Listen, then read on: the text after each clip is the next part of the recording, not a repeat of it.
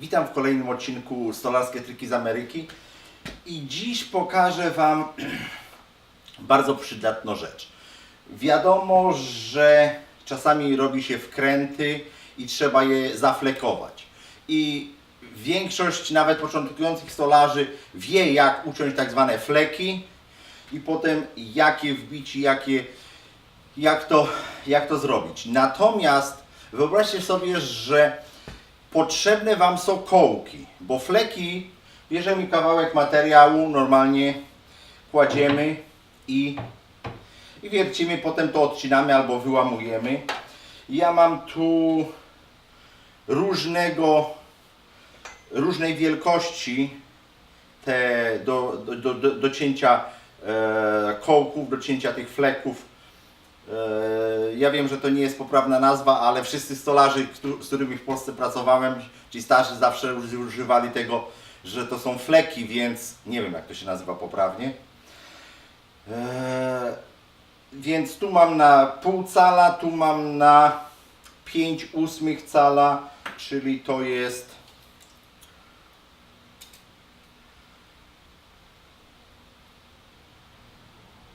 na 15 mm. Także to już jest sporawy kołek i nieraz się zdarzy, że robicie z jakiegoś egzotycznego materiału i potrzeba Wam przy danej konstrukcji, żeby to połączyć kołkami. No i nie może to być flek, dlatego że jak jest flek ucięty, że jak utniecie flek w tą stronę, to on po słojach się po prostu łamie. Trzeba tego fleka uciąć wzdłuż słojów i wtedy to wychodzi zwykły kołek. Na tych flekach mogę ciąć takiej długości kołki, to jest zaraz zobaczę, ile tu jest ta długość tego. To jest 8 cm, 3 cale prawie, także to jest znaczna długość i może być to stosowana jako, jeżeli potrzebujecie przy danej konstrukcji użyć kołków i jednocześnie, żeby te kołki były kołkami ozdobnymi, to jest bardzo, bardzo przydatne, znając ten sposób. Inna sprawa, że nawet używając nieegzotycznego drewna, a możecie użyć kołków ozdobnych i to też będzie wyglądało w kontrastowym kolorze, będzie to wyglądało bardzo dobrze. Dlatego teraz przysunę kamerę i postaram się wytłumaczyć, jak to będzie robione.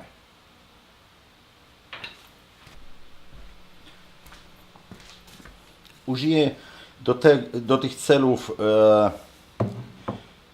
dębu i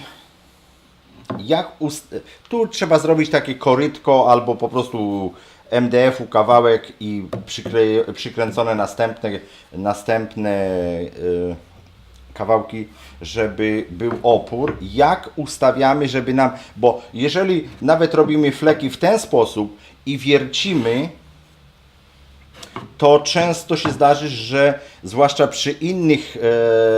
przy innych tych do cięcia narzędziach, że one się wyrywają i potem je ciężko stąd wydłubać.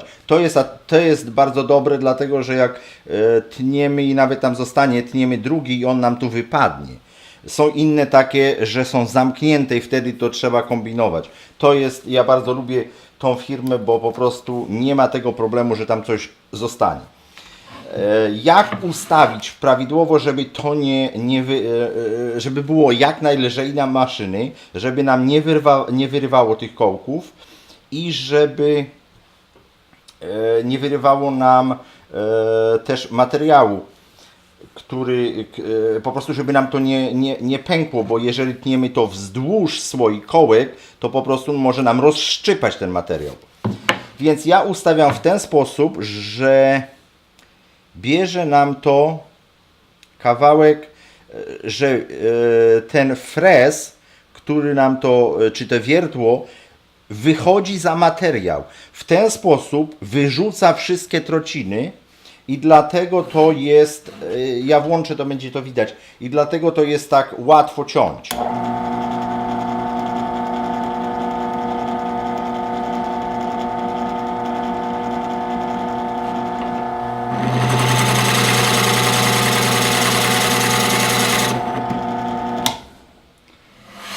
pokażę tu jak to jest ustawione. To jest ustawione właśnie w ten sposób, że to jest ustawione, że jeżeli zewnętrzna średnica tego narzędzia wystaje za materiał, że tylko kołek jest cały, to nam pozwala też, jeżeli zwłaszcza jak robimy z egzotycznego drewna, zaoszczędzić nam. Zaraz Wam pokażę w jaki sposób. Jeżeli tniemy jeden kołek z tej strony,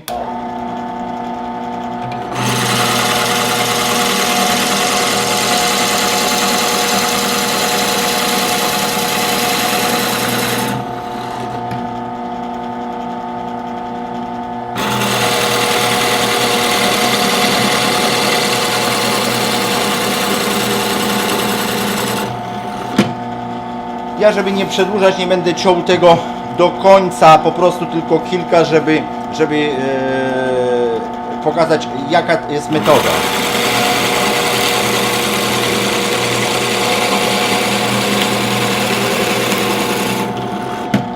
Każdy kolejny, jak tniemy, to też, żeby nam wystawał ten frez po zewnętrznej,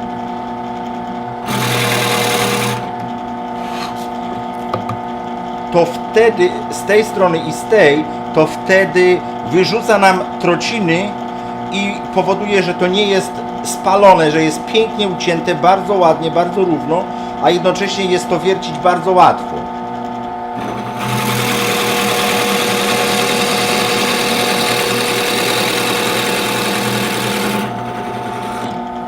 Tu jeden zacznę, żeby zdjęcie zrobić w zbliżeniu.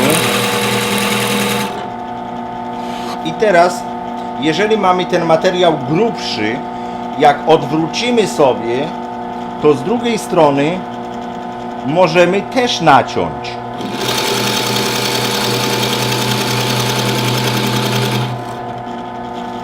I w ten sposób mamy podwójną ilość tych kołków.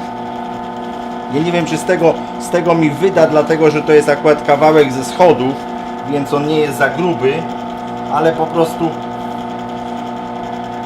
do programów używam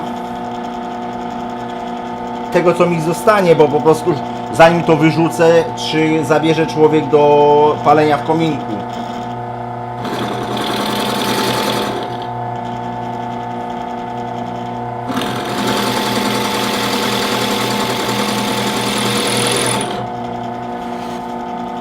O, tak to właśnie wygląda.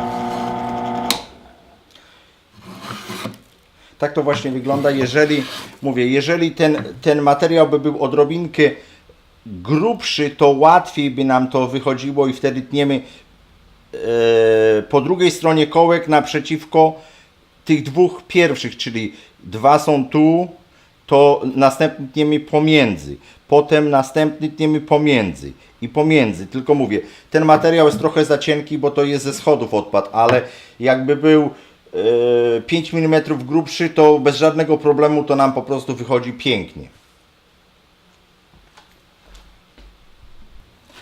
Także jak widzieliście, jest to bardzo użyteczna metoda. Można kołki robić bardzo duże, około 8 cm, czyli to jest bardzo duży kołek i czasami projektant albo architekt wymaga, żeby ten kołek, który jest kołkiem konstrukcyjnym, jednocześnie był kołkiem ozdobnym, czyli jest gdzieś na wylot i go widać. Także to wtedy jest bardzo użyteczne. W zasadzie to tyle. Chciałem podziękować za oglądanie, przeprosić za język, ale to już wyjaśniałem kiedyś, dlaczego mi brakuje słów. I jeżeli Wam się podobało, dajcie lajka. Zapraszam do subskrybowania mojego kanału i do zobaczenia.